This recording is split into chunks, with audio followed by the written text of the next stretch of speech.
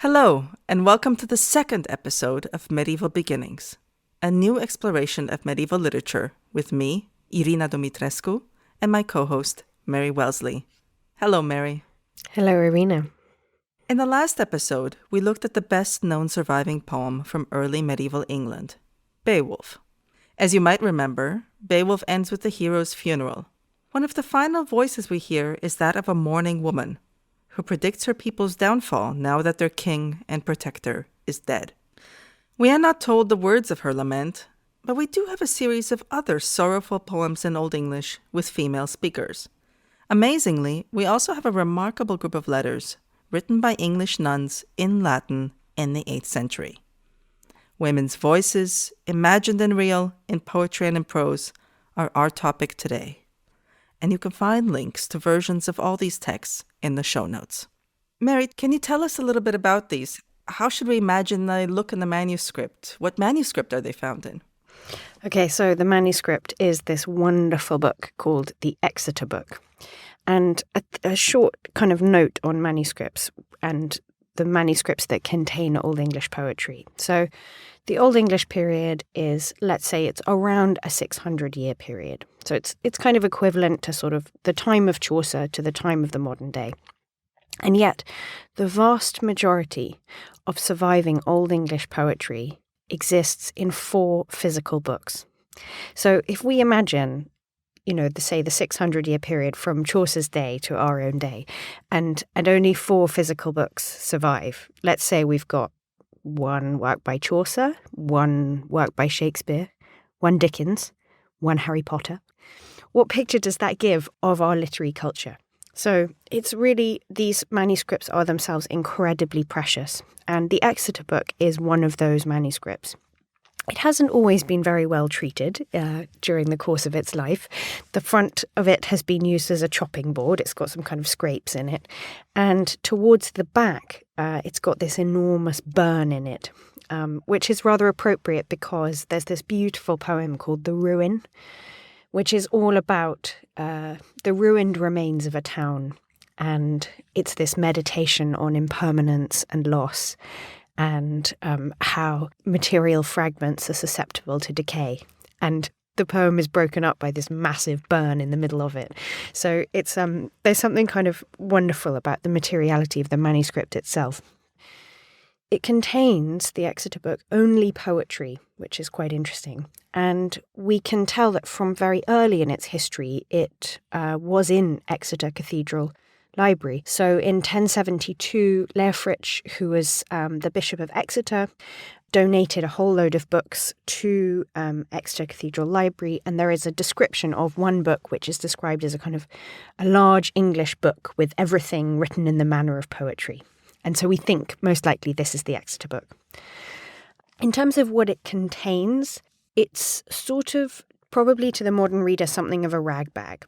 I think that we, as modern readers, expect that a book will generally contain one text, or that if it contains several texts, the texts are sort of, there's an anthologizing tendency behind their co-location within a book.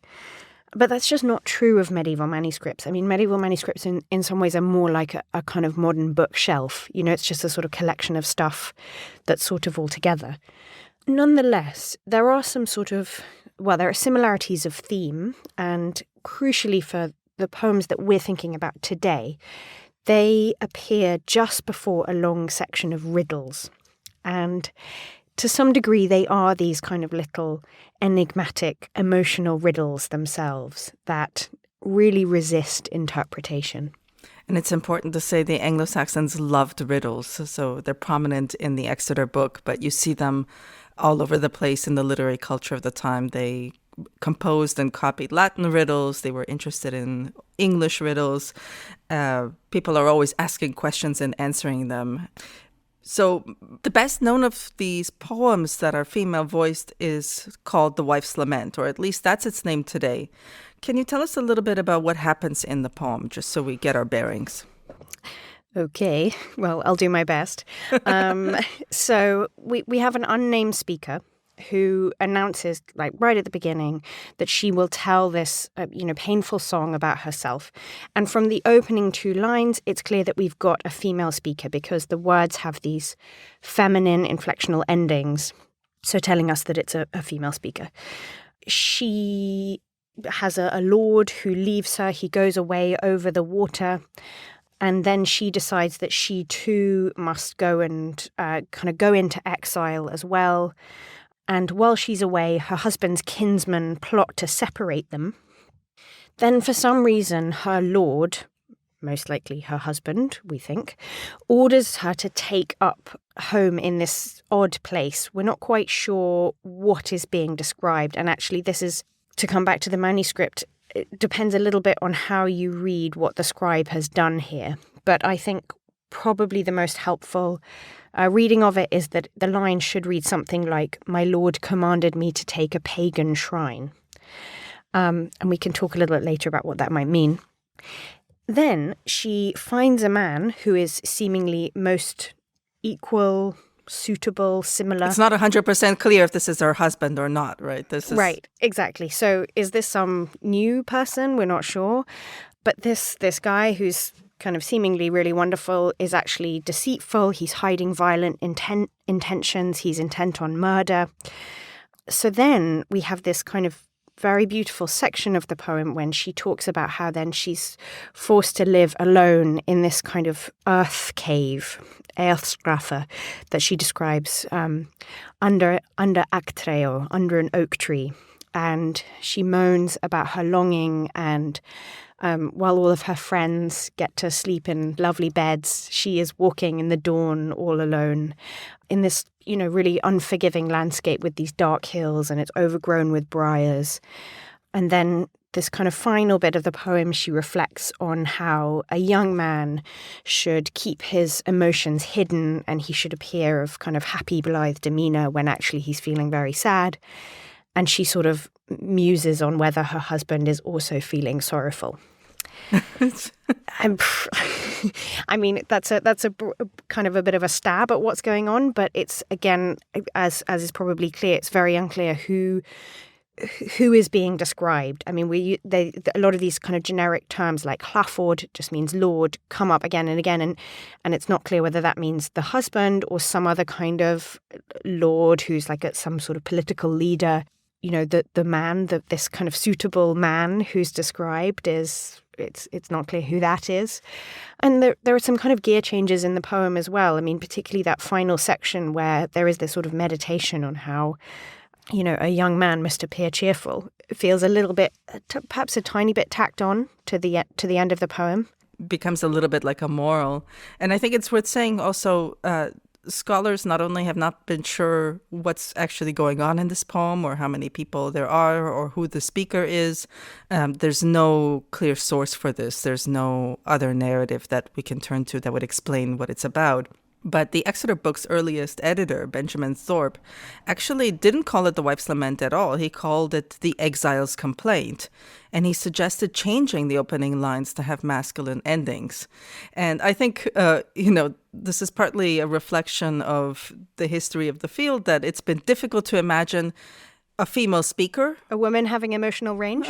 A woman having... a woman talking about them in words on a page. But part of that was also because of the vocabulary that the speaker of the Wife's Lament uses.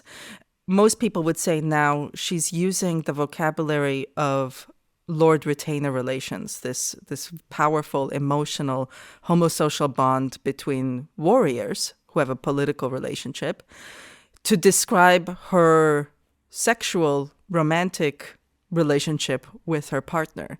And today we do the opposite thing. Today we talk about everything that's powerfully emotional as being like a romance. That's why when two men are very close to one another as friends, we call it a bromance, because it's hard to imagine something that's not along the lines of a sexual relationship.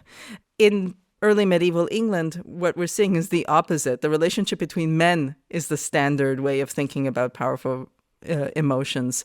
And if you want to describe passion for your husband, you then use that relationship as a model. Thanks for listening to this extract from Medieval Beginnings, a close reading series from the London Review of Books.